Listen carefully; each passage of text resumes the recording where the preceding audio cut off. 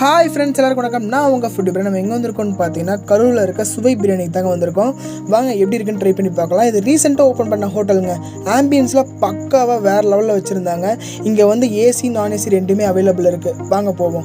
இன்றைக்கி வந்து எதுக்காக நாங்கள் வந்திருக்கோம் அப்படின்னு பார்த்தீங்கன்னா என் ஃப்ரெண்டு பிரேமோட பர்த்டேங்க. ஸோ பர்த்டே பார்ட்டி தாங்க வந்திருக்கோம். கேங்கில் வெஜிடேரியன்ஸ் இருந்தனால ஃபஸ்ட்டு வெஜ்லேருந்து ஆரம்பிச்சிடலாம். ஃபஸ்ட்டு நான் வந்து பன்னீர் மசாலா, அதுக்கப்புறம் வந்து பார்த்தீங்கன்னா பன்னீர் பாப்கார்ன், அப்புறம் பன்னீர் நூடுல்ஸ்னு எல்லா டிஷ்ஷுமே வேறு லெவலில் இருந்துச்சு. ஸோ இவன் தான் ஃப்ரெண்டு பிரேம் ஏன் ஃபுல் கிரில் கொண்டு வரலன்னு சொல்லிட்டு ஆல் வெக்ஸ் ஆகிட்டான்.